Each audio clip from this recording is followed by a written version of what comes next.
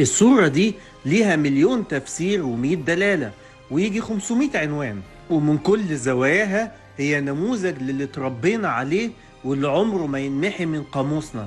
قم للمعلم يوفيه التبجيل، كاد المعلم أن يكون رسولا.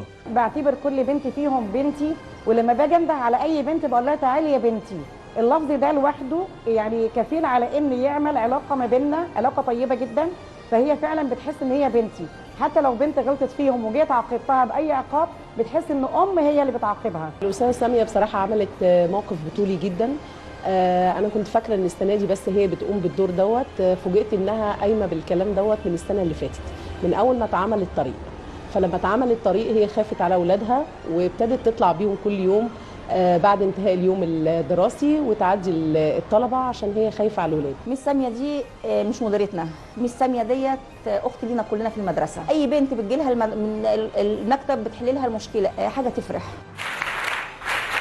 شمال 2 3 4 10.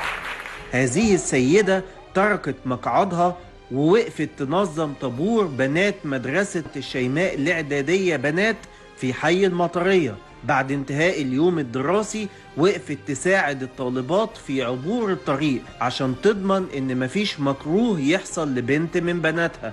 ايوه بناتها، ما هم في رعايتها والوديعة اللي استأمنها عليها أولياء الأمور، وهي دي شيم القادة انهم يحافظوا على رعاياهم.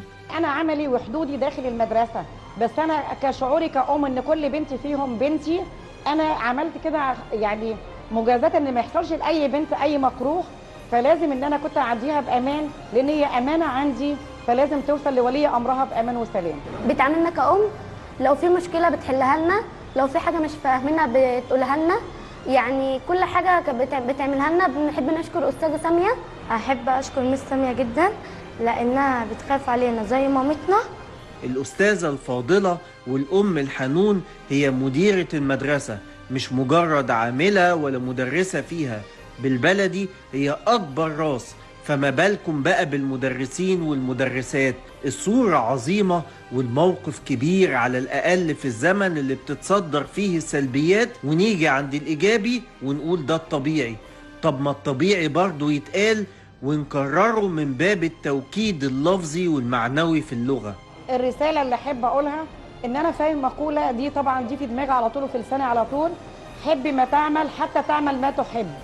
فانا بحب عملي وبحب اقوم بيه على اكمل وجه، علشان اولا مرضاه لله سبحانه وتعالى، ثم مرضاه للضمير.